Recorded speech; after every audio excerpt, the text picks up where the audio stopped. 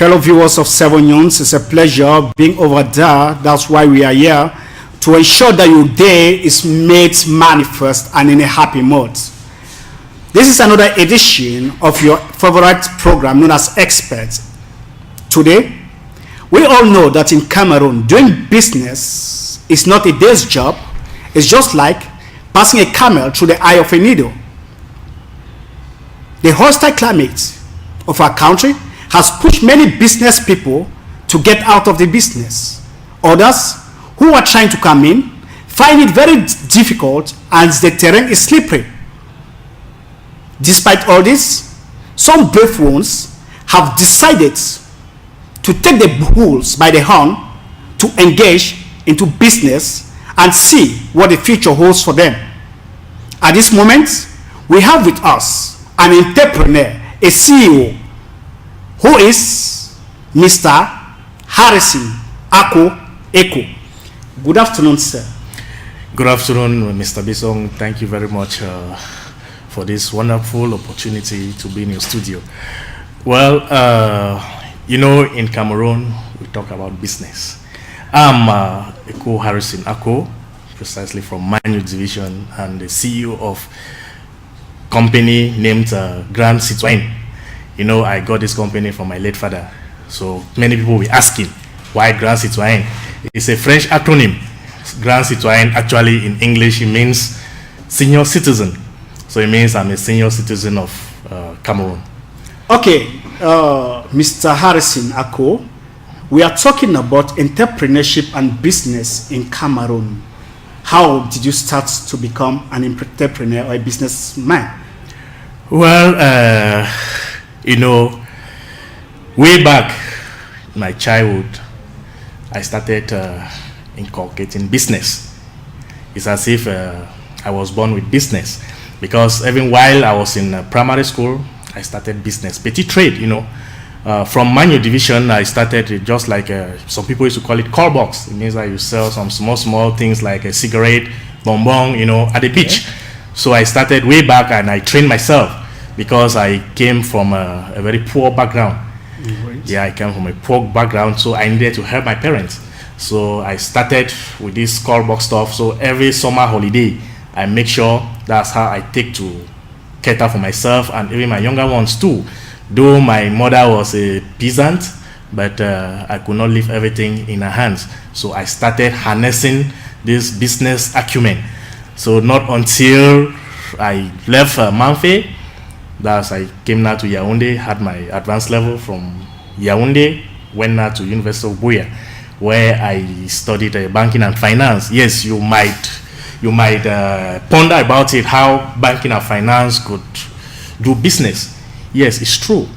It's not what they say, you can do this or this man cannot do this. Yeah. So I took the bull by the horn. So after my first degree in banking and finance, I decided to come to Yaoundé back to continue to look for job hunting. Cameroon too is not easy when it comes to job hunting. So after that, I got entangled with one of the youngest, or I can't really put it youngest, one of the young entrepreneur in Cameroon, Uranus Technologies and Trading. Okay, we'll get to that, Mr. Harrison. Mm-hmm. You talked of you doing accounting, banking and finance. Mm-hmm. And from every indication, you are now an entrepreneur, a businessman. Mm-hmm. The terrain we know is very slippery. How are you coping with that? Yes, actually business in Cameroon is not really easy, especially for the past 2 years. It has not been easy. We have some ups and downs, but by his special grace and with some little input, that's extra input, extra effort, at least I'm struggling to see how I can put my feet on the ground. But though we have some ups and downs, like I don't know, you have like the tax officials. It has not been easy because there are certain documents for you to have before your payment could go through. It's really a problem now in Cameroon. So I'm just pleading with the power that be to see how they can resolve this issue. And how many days or how many months or how many years did you take to have your documents for your enterprise? Well, before coming to that, I think you permit me Okay. to say I was working first with Uranus Technologies and Trading.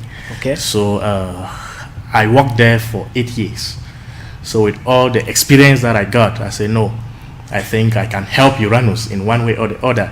It means if I step out and create mine, it means Uranus will always remain the mother, while Grand Citoyen remains the son or the daughter.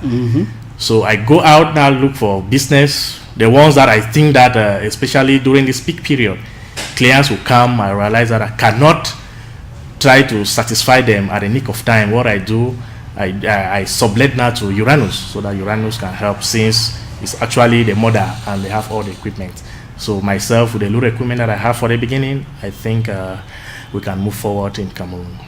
You've not answered my question. I asked how many days, how many months, or how many years did you take to get your documents in Cameroon? Because I know the terrain or the field is not that easy. Yes, actually, it's true. I had to skip from that question because I needed you to understand where I'm coming from. Okay. Thank God I have to go back now to your question. Yes, it took me, normally the text says 45 days. Okay. But it took me about 3 months. All right. To have my business license, everything put in place so that I can kick off with business. Now that you are in the business field, are you working in partnership with some people apart from Uranus? Well, apart from Uranus, I have partners in China. Okay. I have partners in China like Yingye. I have Yingye in China. There are some, Cameroon, we are still a little bit backward when it comes to publicity, because actually Grand Citoyen is into publicity and security systems. Okay. Yes. So I know there are certain publicity items that in Cameroon, I can say because of the nature of the climate or whatsoever, it's very difficult for us to handle some goods here in Cameroon. So what I used to do, I get a contact, I get contact from clients, then send them now maybe to some of our partners, Uranus or here in China. Okay. That sounds very interesting. So, Mr. Harrison, you talked of security. What type of security is your company providing for Cameroonians? Okay, security, I will start from the basics. Like now, we have car security systems. You have alarms. There is simple alarms. It ranges from the simple alarms to the complex alarm. But apart from alarms, we realize that we have some technicians, some serious Cameroonians who have gone that's a step ahead of us. By they have already discovered some of the tactics when it comes to unarming the alarm system in a car. So we decided now to also go a step further than them. But I know they are also working just as we are also working. It means that will come out now what we call the GPS car tracking. It means that there is a device that we install in your car. So wherever the car, if they steal your car, whether it's in the US, you take it out of Cameroon, US, Europe, South Africa, no, we'll get the car. Wherever the car is, we'll always locate the car. Don't you think it's preferable if your company come out with a device that if they steal a car from BMRC before it gets to the car should stop and it can't move further? Yes, what you are saying is actually one of the features when it comes, because it's a whole package when it comes to car alarm or GPS. Yeah. GPS. So you can decide to put a geofence. It depends now, because with that same GPS, you understand, we have the normal client. I don't want to call it a normal client. That is simple client and a VIP client. Okay. Because there's just some few features that differentiates them. You can have, let's say, like the geofence. You can decide to put a geofence. So if they steal your car, we can decide to set a parameter that, okay, this car should not cross BMRC. The moment the car struggles to cross BMRC, it triggers an alarm. And that alarm now will in turn now call your phone, because it's all a setup. You program it. So call your phone. Once you get your phone ringing, it comes like an SOS. Once your handset starts ringing or your phone, you know that, hey, this car has broke the fence. Because normally we call it geofence. From geofence. Just like we used to have a pig in the fence. So once a pig crosses the fence, you know that there is a problem, because it's no longer in its confines. Yeah. Yeah. So actually, that's how it works. The GPS car tracking system. Apart from the GPS, what other entrepreneurship business or program have you? Yes, I would have loved to finish with the security system because you just asked. So I would like permit me to finish with the security system. You know, this is just one of the aspects of security. I just cited just a car, GPS car tracking. So we also have a household video surveillance. Okay. Because you know nowadays we have funny things happening in our premises. Somebody might come, maybe you don't have any permission, but maybe the person has a key to your house. He might break in, or he can struggle to enter your house using the irregular way. But once they get into the house, there is a device that's camera. Yeah. You can decide to put 1, 2, 3, 4, 5, depending on your needs and the area that your house covers. That's when we can decide to say, okay, we can decide to implant 4 cameras, 6 cameras, 8 cameras, 10 cameras. So we talk about the video surveillance in the house, just like offices. You know, when you call, it's not only household, we also have offices. So we'll secure your house, we'll secure your household. And there is a possibility for you to even see it live. If it happens that you have internet facilities in your house, we can decide to install an app. If you have an Android cell phone, we can decide to install an app where you can easily track it. You can see everything live. Okay. People can be conversing in the house. You are out of your house, but you follow every conversation. Because I can be talking now, and here maybe my phone is with me. I have the app, and the mic is on. Those in the house can get me while I'm talking now. Okay. So we can decide to exchange ideas while out of the house or out of the office. Oh, fellow viewers, that is very interesting. Securing your life, securing your household, securing your car, and why not secure the environment in which you live? At this point in time, we're going to follow a report. You know, competition has been the order of the day within the mobile telephone companies. They are doing everything to win the hearts of Cameroonians in order that they should be their customers. That report is made by no other person than Brice Gozok.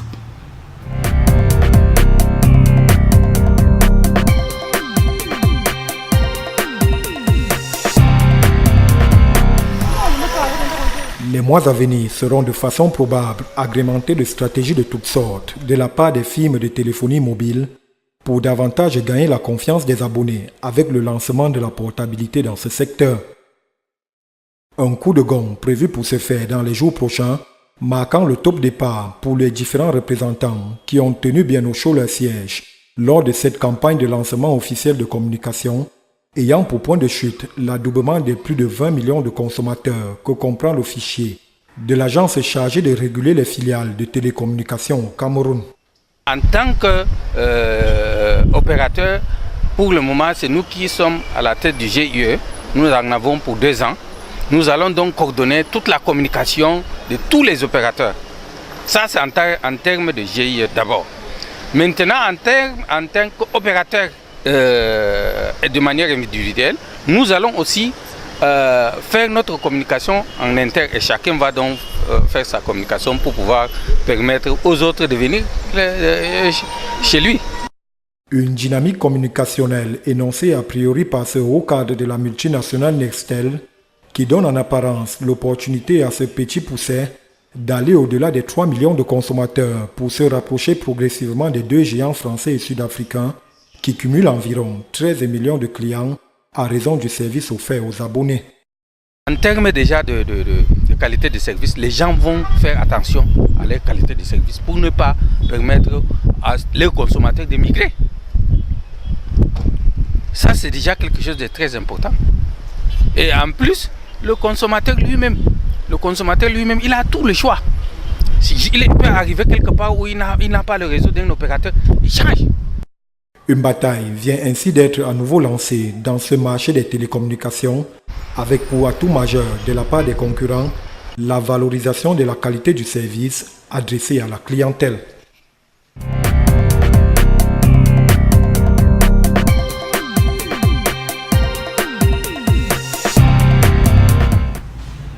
Whenever there is competition, the people or the citizens enjoy quality services at a cheaper rate.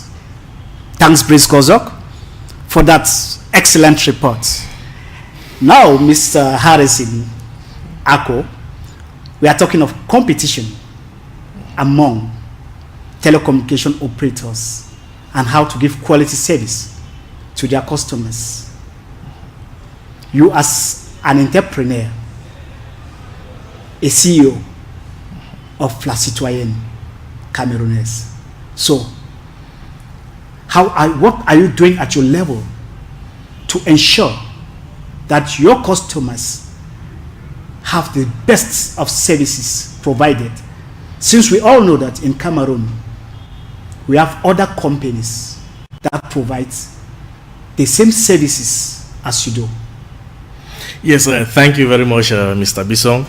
Well, you know, when it comes to publicity and communication, you should be very careful. Clients are so exigent when it comes to quality of product. So in that wise, I know my competitors. I don't need to mention them here. Okay. But I've already set up a control team. Before I supply a good to you, before Grand Citoyen supplies a good to a client, we'll make sure that it must have passed through the channel of control. Whatsoever the quality, but be rest assured that the best quality must come out. If we realize that we are doubtful of the quality, no, I bet you we'll keep it aside. Rather, if the client, because at times the client will put you pressure. You know, us here in Cameroon, what I've experienced in Cameroon is that clients always wait at the nick of time, at the dime minute. That's when they'll come. That, okay, well, I have a good, I want to produce this, I have a seminar to be organized, but please. Whereas you have all the time.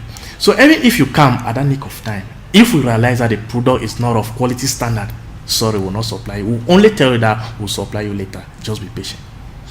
Before we got to that report of Brice Gozok, we're talking of surveillance camera, how to protect the environment in which we live, offices and household. How much does it take for a company or a family to install a camera in its environment?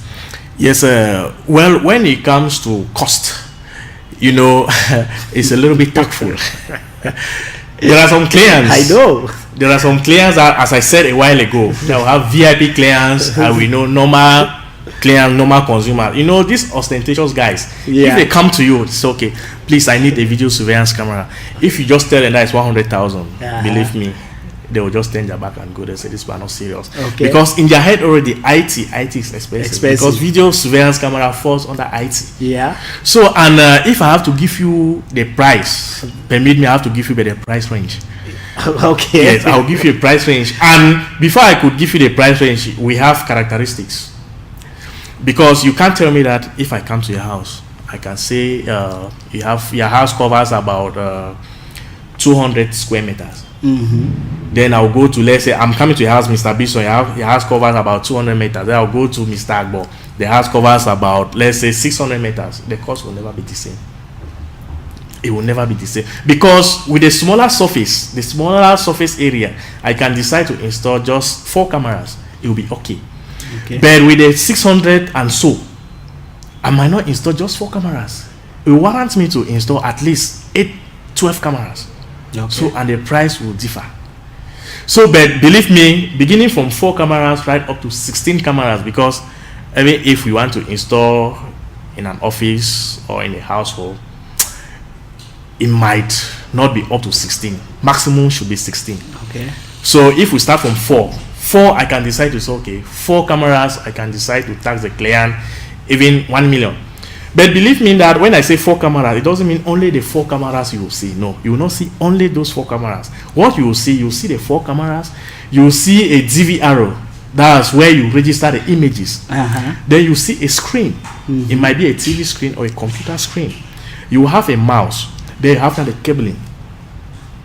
When it comes to the cameras that uses cable, because we also have wireless cameras. Okay. Yes. So that one will cost you, that's with 4 cameras, it will cost you at least $1,000,000 francs. But if you have to go for the 16, that's 8 cameras and beyond, my brother, be rest assured to keep at least 2 million. Okay. You are talking of VIPs and non-VIPs. Okay, so who are those you consider VIP clients and the not VIP clients? Okay, the VIP clients, they might want to get some other features. Other features like they want the best quality and movement free. Okay. Because there are some cameras that when the person is a little bit faster, you might not easily capture the image. Just like it's in a normal camera, even in this studio, there are some cameras that when they put here, as I'm flipping my head like this, it might not easily pick it until you have the highest resolution or highest quality camera. So, but a normal man will say, okay, no, I just need to see movement. I just need to see movement. I can supply you cameras based on your demand. But the VIP will say, okay, no, I want to see real movement. Even if the person is walking at the speed of light, I should be able to detect the person.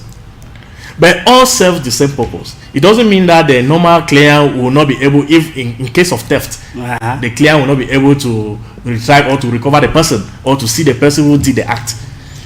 Okay, so what's the distance range? The distance range for the cameras, it depends. We have a camera, because most of these cameras are doomed cameras. They are doomed cameras. So we can have the lowest distance that a camera can pick you is 10 meters. Okay. That's the lowest distance. Right. So if you are just, let's say, having 3 meters or 1 meter, it can pick you just like 10 meters. But we have other cameras that can get you right up to 50 meters. That's good. Fellow viewers of 7 News, at this point in time, we have another guest who just joined us. He's no other person than Mr. Kennedy Tumenta. Welcome, sir. Thank you, sir. Thanks. So how was it today? I'm doing fine, thank you. I know the trip from Bamenda to Yaoundé has not been an easy one. Yes, sir. Thanks for coming to 7 News. You're welcome. So, Mr. Kennedy Tumenta, can you tell us, I know you are a CEO, okay, Yes, sir. of an organization. Can you tell us a little bit about your organization? Yes, thank you very much, Mr. Bison. I am the founder and CEO of African Business Information Bank, a German and Cameroon-based company, and I think the first information banking system in the world. Actually, what is it? We have created a new system, a new banking system to foster entrepreneurship, as I could see is the topic of our discussion today. And we are out to unleash the innovative potentials of many Africans and to create a new information banking system that could foster people-centered and African-oriented development system. So what is this new banking system you're talking about? Just like the name says, Business Information Bank. The most important thing for an entrepreneur is to be able to have credible and trustworthy information. And what we believe was, in the 21st century, with increase in information, we have seen 2 types of international businesses that came out. The Nigerians call it the 419, and the Cameroonians call it the Femen. And this is one of the devastating issues for entrepreneurial development, because once there is no trust, there's no credible information, you cannot carry out credible investment. And what we saw was, how do we bring in this missing link in the banking system, which is credible and trustworthy information, risk management, and financial investment. So at African Business Information Bank, we first of all try to develop your information asset. And once we develop an information asset, we build what is called your trustworthy asset, which is goodwill. And then now we can reduce your collaterals and provide you the necessary funds. Before you came in, we were talking about surveillance cameras. Okay? Yes. This goes with ICT. Your company, is it into surveying the environment as well? Yes, I think what the other guest actually said is surveillance camera, ICT are preconditions to build something which is a fundamental for entrepreneurial development, trust. Okay. All of it is, if we have trust, if human beings were angels, we don't need surveillance cameras. And since we are living in an economic environment where we have all types of actors, then we need surveillance cameras and ICT to help us get this information, which we are really back in this country. And thank God that they are doing a very great job in what they are doing. But what I think is that we are also doing surveillance, but in a different domain. Because we are doing surveillance in entrepreneurial and trustworthiness. Okay. So imagine you have to invest in a company, and after the contractual agreement, you want to be sure that he does this thing. No surveillance cameras can do it. Okay. But now you have what is called moral hazard and moral hazard surveillance. So we want to make sure that the contracts and the agreement we have are actually implemented after the contracts. And one of the issues is if you don't do the proper screening before you sign the contracts and you don't do the monitoring and upgrading your partner, so he or she should be able to produce and meet the demands, it will be very difficult for entrepreneurship and business development to happen. One of the things we have seen, which also goes with surveillance, is that approximately 80% of companies in Cameroon dies because of inappropriate surveillance and inappropriate business information management that leads to, let's say, bad debt, a lot of accrued accounting areas, unpaid bills and so on, that you find the entrepreneurs at the end of the day is not able to meet. Or you have people that are in the company who signs an agreement to work and they never work. So you need actually these two assets. We all know that business in Cameroon is not that easy. How are you finding yourself or getting grounds with that? One of my job as an African Business Information Bank is also to educate the market. You should get this. I mean, being an entrepreneur in the Cameroonian context, we have to go back, let's say, 30 to 40 years experience in entrepreneurship. And once you want to become an entrepreneur, you don't go back 30 to 40 years, asking yourself, 30 to 40 years, who were those who were business people? There are those that the society rejected and said they couldn't go to school, they couldn't do this, and they were doing buying and selling. Okay. But unfortunately, now we were educated, we want to do businesses. Even though the foundations of entrepreneurship is the same, buy it cheaper, sell it a little bit expensive, and pay your expenditures, which is buy and sell, as we call. Yeah. It's the same. Whether you have a PhD, you're a professor, or whatever, that principle is the same. But now, the environment is difficult because the type of products, the type of speed, the type of decisions-making instrument that we have to permit us to take decisions, we are not using it. So once you gain experiences from individualistic developed competencies, and you have to move into multiple assets, people with different competencies to make sure we can meet this thing. You move to a different domain where managerial competencies comes in, where getting the right people, right fit, doing the right jobs. I mean, a CEO should not be the one rushing behind colleagues, do the job, are you on time on this? It's no, you need to get the right people who understand that a business is a boat. All of us are inside. If it's only the CEO paddling, it will not go. If everybody is paddling, coming on time, doing the job, reading, improving themselves, then it's going. So the business environment in Cameroon is very, very challenging. We have moved from formalizing the businesses now into realizing the businesses, and that's where you find a lot of gaps. Oh, Mr. Harrison, it sounds very interesting. Yeah. You have been in business for some time. You work with, you ran it for over 8 years, and now you have your own company you're running. And you are talking of surveillance, that's information. And Mr. Kennedy is talking of business information bank. So, you know, life itself is about knowing what you want and getting to the position you want. We're talking about surveillance camera in your business world. You talked of 1 million, 2 million francs CFA francs, and the distance. Okay, that is very good. And what if the lights are off? What are the cameras going to do? Okay, yes, that's a sensitive question. Yes, it's normal that, information technology has gone far beyond what you are thinking. Okay. Because we have backups. If not of the generator, we have UPS. That once light goes off, it's just that we are rather unfortunate that in a country, Cameroon, we have power instability. We have power instability. So with that, we make sure that we advise clients that, okay, if you want to have video surveillance, let's say 24 on 24, make sure you put some of these machineries in place. One, you have a standby generator. If you don't have a standby generator, you have a UPS. You have a UPS, so that in case of power failure, it picks up. Please hold it there. When you talk of UPS, what is UPS? Because I don't understand you. Alternative power supply. Okay. Alternative power supply. All right. It means that in case of power failure, because it's just like a battery, it is charging Once you are using your appliances, it is charging already. Immediately the power goes off, it picks up from there.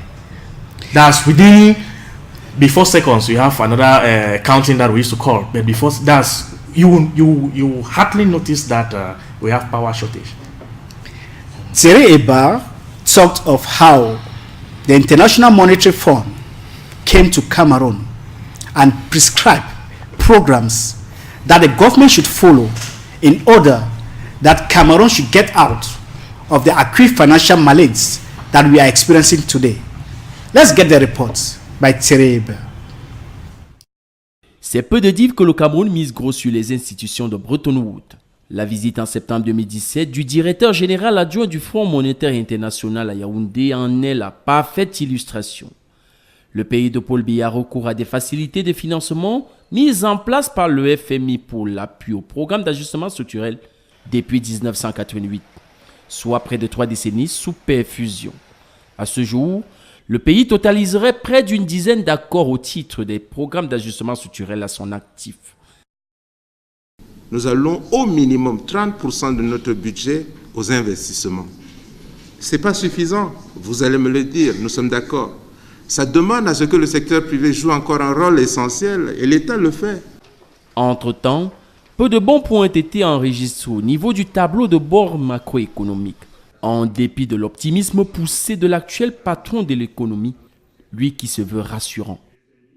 Le Cameroun reste un pays qui connaît une croissance économique, mais la croissance économique n'est malheureusement pas au niveau de ce que nous aurions souhaité à cause de tous ces problèmes, de ces chocs exogènes et peut-être d'autres problèmes intérieurs. Donc ce n'est ni la respiration artificielle ni le coma avancé, selon vos expressions, mais nous sommes un pays qui connaît une croissance économique.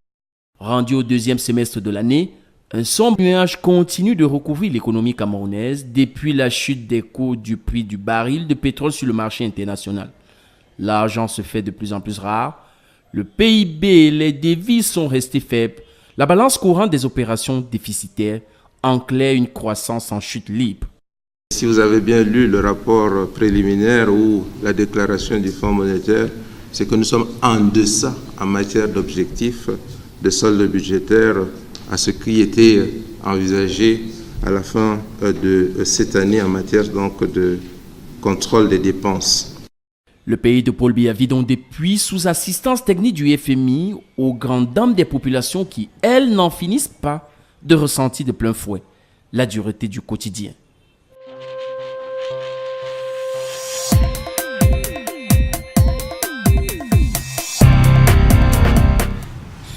Hopes of Cameroonians are very high, fingers crossed, prayers being made in the country to make sure that our beloved country steps out of poverty. Thierry Eba, I appreciate you for that report.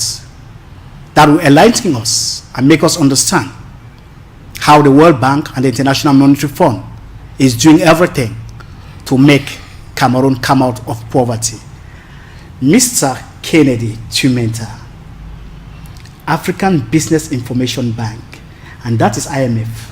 So what relationship has your company got to do with the banking? Because when you talk of bank, are we banking money, banking information, banking books, or what are we banking in your company? Thank you very much. I think as Cameroonians, as Africans, we cannot keep on using the same old solutions to solve new problems. Okay. It will never work. Okay. So we cannot garbage in, garbage out. Except garbage in, you have biogas, where you need innovations, where you need fuel, processing, technological innovation. So I think that what type of relationship do we have with International Monetary Fund? I would say that the most important relationship we have is with those who are poor. Those who have struggling each day, every day to make lives happen, and they can't see it happen. So being an entrepreneur, being an information bank, we think we are in the same line with the World Bank, the International Monetary Fund, and they bank on finance. But let me tell you, my grandmother and our great-grandfather and grandfathers, there were two things they kept in the bank. in the origin of the banking system, they were keeping their wills. Okay. Yeah. In French, they say testament. And they were keeping their financial assets, money. Money. So there were two most fundamental issues. What was the will? It was an information. Should, in case I have a problem, let this be done, not so? Yeah. And the other part was the financial transactions. And banking system today went on in two parts. But unfortunately, because of greed and easiness and lack of bankable projects, it was very easy for banks to move towards the financial assets. And in 2008, with the subprime crisis, the financial crisis in the world, it was because we went through looking for bankable projects, we did not have it, and we started doing what is called speculation. And then we had, because of speculation, bad debt, and so on, and it fell down. So what we came back was that, let's do it balanced. Let's bring up the information banking system. When you have credible and trustworthy projects, you have the money there. Okay. So the difficulties for entrepreneurship in Africa is that nobody knows where you can find trustworthy partners, trustworthy projects, bankable projects, an African collateral system. Meaning that an African economic system is called Ubuntunomics. Ubuntu because I am, because you are. And you are because I am. And I will never succeed without you succeeding. Okay. And the world today has gone further away in an individualistic economic system, and they are now moving to what is called a network system. And this network system is what I call the Ubuntunomics. It's an African economic system. But the Africans, unfortunately, are leaving what belongs to them and start chasing for something that is not theirs. And now we are now found, we don't know where we belong. And that is why the new system like social business system, which combines economic profit-making goals and social responsible goals. So this is what I call Ubuntunomics. I am because you are. There is no company, not even in set news, will you have the proprietor of this company believing that he's the only one who owns the company. Because you as a journalist, you have your ideas. And once you feel that there is the trust building there, you'll be very creative, and nobody will tell you to wake up, get the best news, develop, as I see most of your colleagues are doing. So this is what we say. We are going now to tell the IMF and the World Bank that yes, we need macroeconomic stabilization packages, but we need the entrepreneurial spirit is not our problem in Africa, because when you get out here, you find a lot of Cameroonians who wake up very early in the morning, mothers under harsh conditions, and they are able to feed, clothe, and house their children. So unfortunately, we need to tap into this entrepreneurial genuity, and we build in what is called the information system and the trustworthy mechanism so that money can go and products can be sold. So what is the solution to this? The solution is very simple. I always say, we first of all need to ask who is an entrepreneur is from the African perspective. Okay. Many textbooks give funny definition about an entrepreneur, but we just do it. An entrepreneur is someone who sees problem as a challenge. Okay. Who takes this challenge as an opportunity. Who transform this opportunity into product or services. And who exchanges this product or services to have a fulfilling life. So if somebody tells you, teach a child how to catch a fish than giving a child a fish, is lie. It's not complete. Okay. So we need to question it. It's not complete. Because most of us get out there, oh, I have license, I have this. They can catch these fishes. But are they having a fulfilling life? No. Therefore, those sentences, those mindsets, those mental models are wrong in an African context. So we need to go beyond and say, if you can exchange this fish and have a fulfilling life, it means you actually went fishing and understood how to exchange it. So now the issue is not about trade. Getting experience is about how to exchange it. Because the ultimate goal of a human being is to exchange something with another human being, enrich his life, and also get something that you enrich your life. So I think entrepreneurship here is that let us look homegrown solutions, transformation. Let's go back and get what the African and Cameroon genuity are. Why do they succeed? Why is it that in Africa today, among the first 150 successful companies, you don't find Cameroonian companies among them, topping them? Where are they? Is it that they are not doing something good? No. We need, entrepreneurship is culturally bounded. Thank you, Mr. Kennedy. You sound very convincing. Now over to you, Mr. Harrison Eku. Yeah. You've heard him talk. You followed the reports. What do you think is really the problem with Cameroon? Mr. Kennedy said, among the first 100 companies in Africa, none of Cameroon So, what do you think should be done in order to spearhead the African companies when it comes to business environment? Okay, thank you very much, Mr. Bison. What Mr. Kennedy said is the gospel truth. It is normal. But I have a worry. Like, we are into publicity and communication. Yeah. China has taken the lead when it comes to publicity and communication. But believe me, you will not understand. I'm into the business. But I will buy from China. On coming to Cameroon, the tax that they will levy on me is a problem. Let's say they can levy me 10% tax for me to pay for my goods to be cleared at the port. But the Chinese company or a Chinese man is import free. How do we compete with them? That is a problem. You come to Cameroon, okay, per se, it's just that you didn't give me time to finish the good my product and services. You can still say it. Let's say, like, you can take, for example, one of the items in communication, like you have the roadside banners. Okay. My company, Grand Citoyen, might decide to produce a roadside banner for 80, 90,000 francs, taking into consideration the cost of purchase from China, because normally we buy from China and Thailand and even from Dubai. But China is a little bit cheaper than the other countries that I just mentioned. Okay, we might decide to produce it at 90,000 francs a banner. But the Chinese company, they'll produce that same banner for 40 or 30,000 francs. Where do we belong? Where do we stand? Believe me, you will not come to Grand Citoyen to produce same banner where a Chinese company is producing it at a cheaper cost. Yeah, 40,000, 50,000. So you understand? So that is a problem. As a home-based company, we are suffering. A young entrepreneur struggling to grow, but there is no way. The taxes are just up there. So grant subsidies to foreign companies. If I can understand you very well, is the government has to do everything to encourage the local companies. Yes, that's true. Wow. The taxes are just so exorbitant. They are just too much. Okay, you were talking of some of the things your company, as a businessman, offers the Cameroonian society. So apart from the surveillance camera, what else do you do? Okay, Mr. Kennedy mentioned something I wanted to interrupt, but I refuse not to interrupt. Like, he was saying that, okay, yes, it's been normal that in Cameroon, you see, in a private company, talk less of the government institution. Yeah. In a private company, work starts at 8. A worker who comes at 9 or 10. You question the person.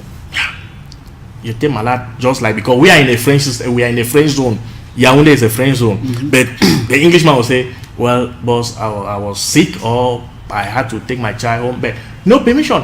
But at the end of it, at the end of the month, you expect a salary, or you expect a wage. Now, what we can do apart from that, we can also install what we call access control. Once you come, you don't give explanation to anybody if you didn't send in your maybe permission.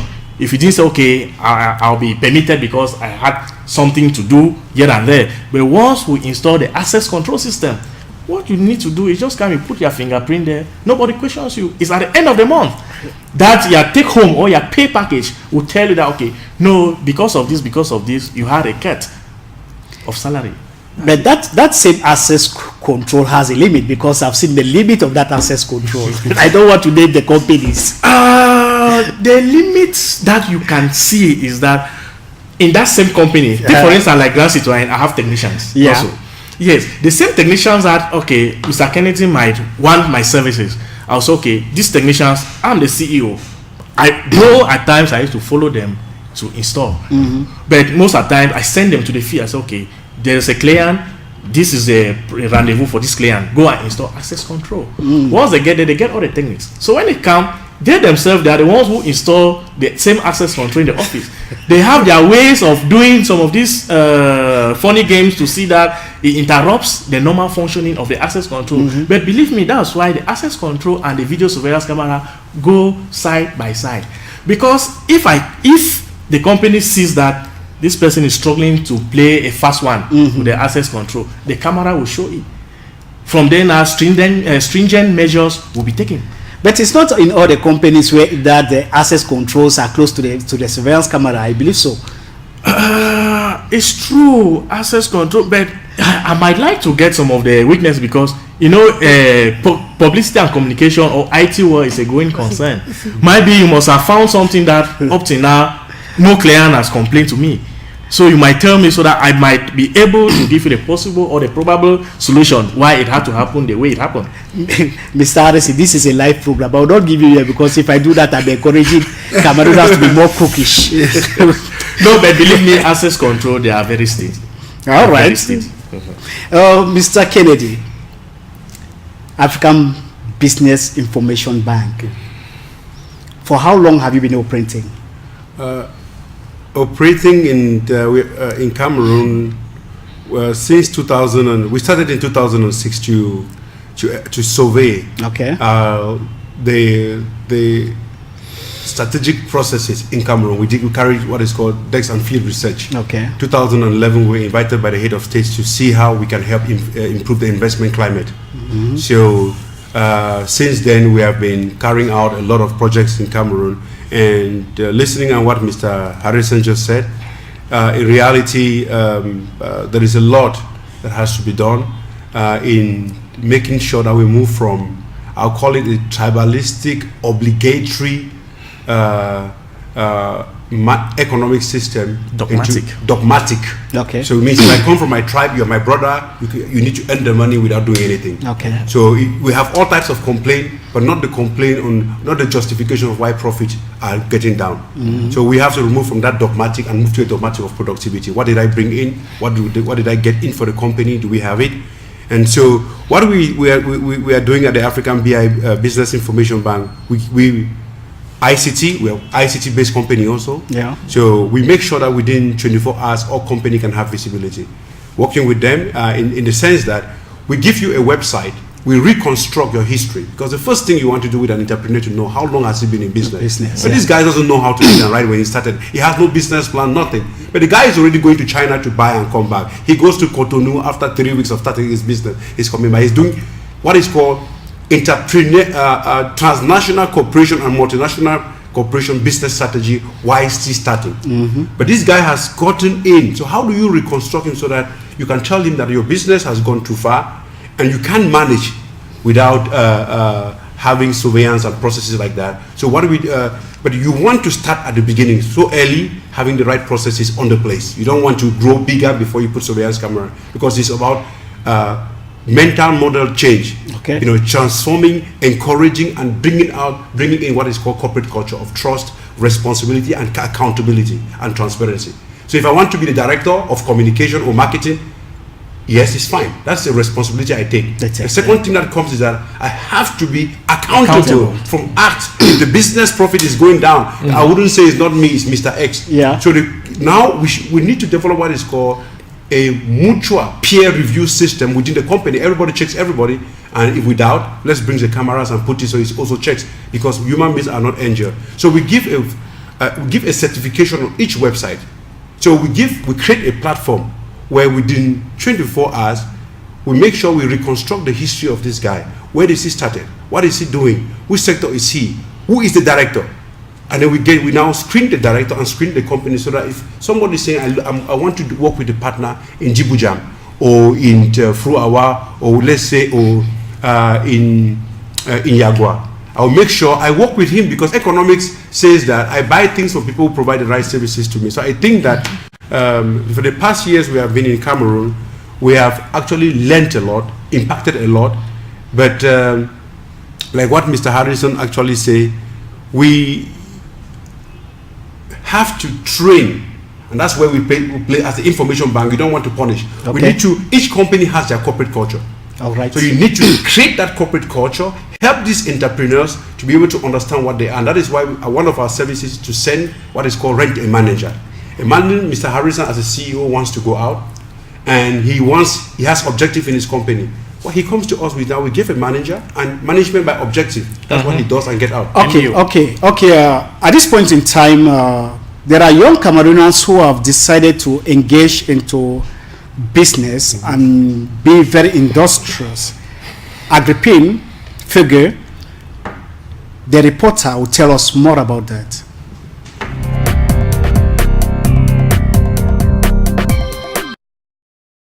Ces boissons qui sont en train d'être dégustées sont le fruit de ce jeune homme à l'apparence rêveur. La trentaine révolue, il se positionne au rang de ces jeunes qui ont choisi d'oser. Sa spécialité, c'est bien le vin. Alors la marque Lambrusco Rosé d'Ibaco, pour être plus précis, justement est un vin qui se décline en rosé, en blanc, rosé et rouge. Donc qui se décline en blanc. Comme quelques-uns de ces jeunes Camerounais qui se singularisent, il a donc su user à la fois de son talent et de son génie créateur, et même de beaucoup d'imagination pour la conjugaison de ce partenariat salvateur avec une société italienne qui a donc abouti à ce concept original 100% camerounais. L'idée ici est 100% camerounais, le marketing qui est derrière est 100% camerounais, l'emploi qui est derrière est 100% camerounais. Le jeune homme entend donc œuvrer sans relâche afin de donner sens à tous les efforts consentis qui donneraient à voir et à savourer dans un secteur aussi rentable mais peu exploré que celui des liqueurs.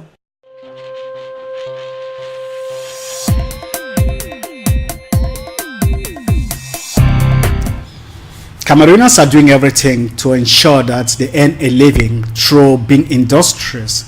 Agrippine, I just want to find out, I hope you did not drink all the wine on that table. All right, that is very interesting, Agrippine. Thanks for that report.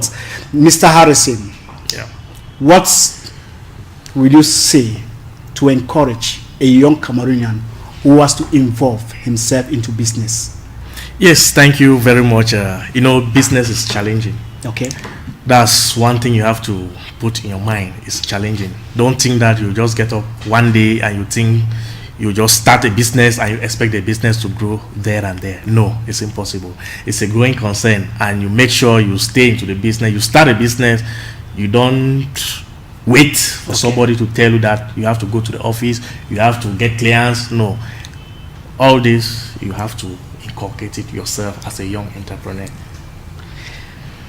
As a young entrepreneur, that is very good. And Mr. Kennedy Tumenta, you've been into business since 2006. What are your major challenges you found in our country, Cameroon? One of the biggest challenges we have in the country, Cameroon, is that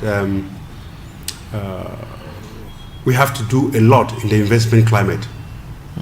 Why policies are there, the implementation of this policy to foster entrepreneurship is totally not there. The second thing is attached to that investment climate is that the government of Cameroon need to do a lot to reduce the taxes. It makes no sense to get taxes. I mean, we need to increase the cake, having more entrepreneurs paying less taxes than having few entrepreneurs paying large taxes. So that's the first thing. You can't buy things from Dubai for your equipment to use for your company, and you pay twice the taxes of what you bought. Otherwise, you cannot be competitive with those products that are coming from the European Union and so on. So the second thing is that the government needs to, and then the private sector need to actually educate themselves and make sure that the schools, the universities, the type of students that comes out of it, they should pay more attention into practical studies. There need to be a blend. They need to get more business people to get into the business schools and all these programs to teach students. I think that if we do that, and coupled with the fact that let young entrepreneurs do 4 things. Ask questions. Second thing, always ask questions. Third thing, never forget 1 and 2. And the fourth thing, they should never ask questions while they're asking questions, because out of that, competitiveness is going to fall and they will stop doing business. Thank you. Thanks, gentlemen, for coming. Ladies and gentlemen and fellow viewers of 7 News Television, we have come to the end of this program. But do not forget that on Thursday, you have experts in English. Don't go away, don't switch off, because Amant Tepono is coming up with the sports program.